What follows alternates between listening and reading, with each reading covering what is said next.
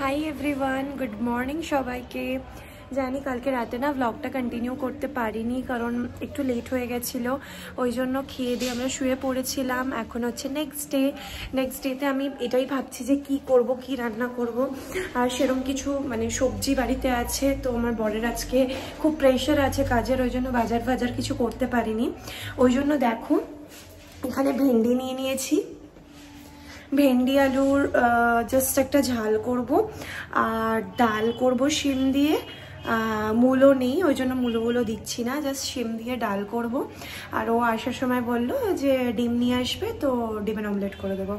তো হয়ে যাবে আমার রান্না। তো সাথে থেকেও আমি টিল টু দি লাস্ট তোমাদের দেখাবো। আর প্লিজ আমাকে জানিও যে আমার ব্লগটা তোমাদের কেমন লাগছে। টাটা। দেখো অলরেডি ডাল কুক হচ্ছে। এখানে আমি একটু ম্যাগি খেয়েছিলাম, প্লিজ ইগনোর। এখানে দেখো চাল ভিজিয়েছি আমাদের জন্য, এই ভাতটাকে ফুটিয়ে বসাবো, দেন ভেন্ডিটা এখন ধোবো। চলো দেখা যাক, তোমাদের সাথে সবকিছু শেয়ার করব। আর সকালবেলা এটা কার কার মনে হয় খুব ক্র্যাম্পস লাগে, লাইক মানে কিছু ভালো লাগে না করতে, তো সেটাই আজকে সেই দিনই। আমার কিছু ইচ্ছেই করছে না, শুধু মনে হচ্ছে একটু ল্যাদ খাই। তো ল্যাদ তো খেলে হবে না, দুপুরে খাবার খেতে হবে, ওই জন্য চলো রান্নাটা কন্টিনিউ করা যাক। অলরেডি আমি চান করে চলে এসেছি। আর এই সময়টা না প্রচণ্ড মানে আমি বিজি থাকি, কারণ পুরো কাজবাজ সেরে রান্নাবান্না করে কিচেন ক্লিনিংটা তো একদম মানে মোস্ট প্রায়োরিটি। সেটা তোমরা সবাই জানো যে রান্নাবান্নার পর কিচেন ক্লিনিংটা একটা হিউজ টাস্ক। তো ওটার পরে এখন আমি স্নান করে চলে এসেছি। তো হালকা এবার রোদে গিয়ে একটু দাঁড়াবো ব্যালকনিতে।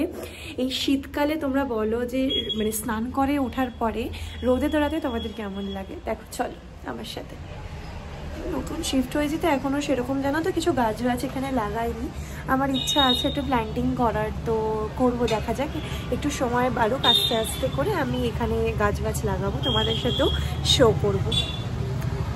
আর এটা আমাদের একদম অন রোডের ওপরে, তারা তোমাদের দেখাচ্ছি।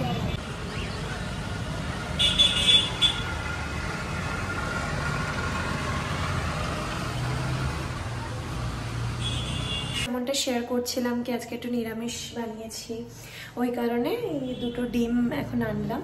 এটা দিয়ে একটা ঝটপট অমলেট বানিয়ে নেব, তারপরে আমরা লাঞ্চটা সেরে নেবো। চলো। তারপরেই দেখো আমার বড়মশাইয়ের হোয়াইট অমলেট খেতে খুব ভালো লাগে, তো আমাকে বলছে তুমি পারো না, আমার একটু রেড হয়ে যায়, ওই জন্য বলছে আমি নিজেই করব। তারপরে এটা বিকেলবেলা জানো তো বাড়িতে যাচ্ছিলাম। অ্যাকচুয়ালি সেদিনকে মাও ছিল না, অরিও মানে আমাদের যে পেটটা আছে সে একাই ছিল, তো ওকেই ফিট করানোর জন্য যাচ্ছিলাম।